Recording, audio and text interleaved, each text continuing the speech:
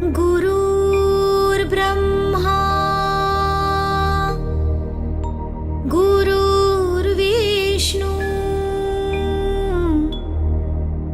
गुरुर्देवो Maheshwara.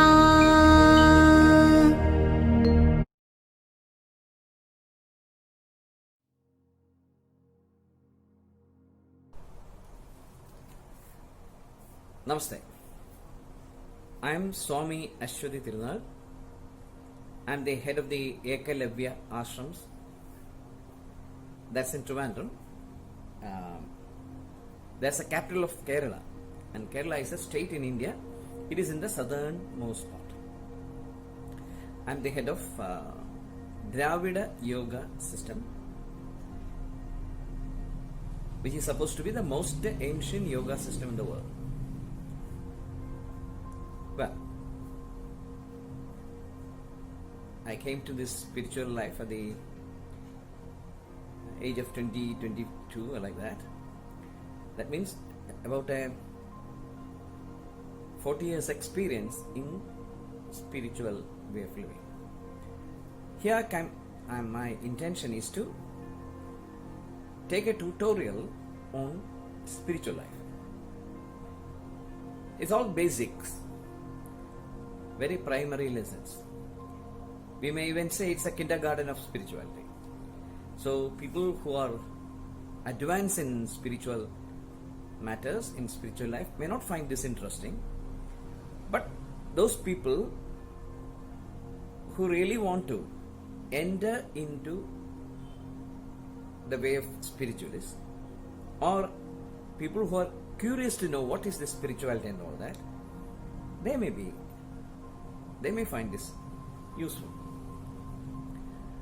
I'm talking from the spirituality side of yoga.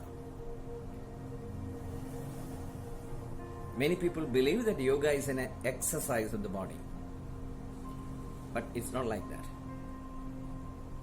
It is the real spiritual path one should lead to advance in spirituality. So I will be talking from that angle, especially the yoga system that I promote, that comes from South India. People who are already aware of this Iron yoga system of North India may find it different. The approach of Dravida yogis are very different from masters of other schools. So bear the difference with me. You have to learn the alphabets of spiritual life, the basics. When you start learning some art or science, first you have to learn the basic language in it, the basic symbols and basic concepts and all that. I will introduce you now to a basic concept. That's the beginning of spirituality. A person who is well settled in life, a person who can get whatever he wants, a person who is happy, a person who is well settled in life, well educated, maybe having a good family, all these things, having a great job. It's easy for him to realize his dreams. But he has an inner feeling that there is something beyond all these materialistic glories that a man attains. We have a lot of identities. I don't know whether you have observed that. First, we identify with our body. I'm a man, I'm a woman, like that. A girl, a boy. Then we start identifying the father, my mother, my sister, like that. Then my friends, my school, my car, my job, my car, my flat, all these things. Maybe if you have a farmhouse, this is my farmhouse, like that. And you are the sum total of all these external identities. Suppose I remove all these identities from you. You are no more a son, you are no more a husband, you are no more a father, you are no more a rich man. Nothing is around you. You don't have a bank account. Nothing important attached to you. Then who are you? That's the question asked in spirituality. Who am I? That's the question. When you start searching for your identity, the real identity, then the erroneous identities come. The body. That's your identity. You are now identifying with your body.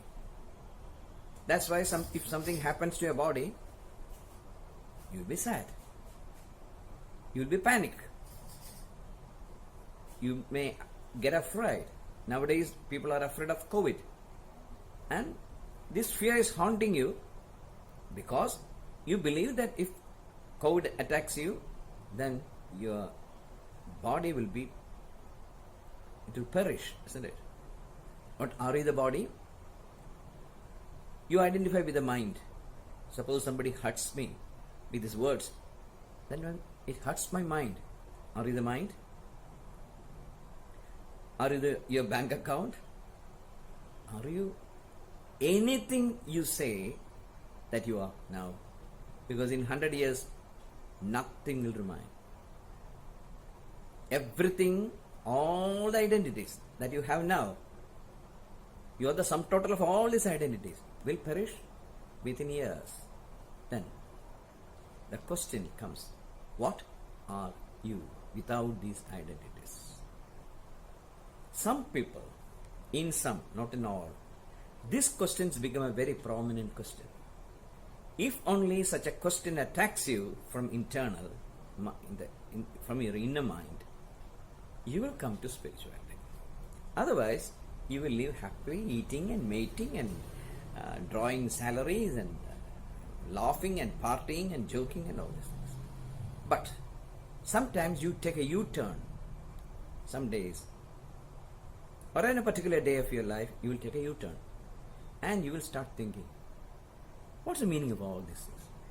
What am I doing in life? What business I am doing? Is anything that I do is permanent?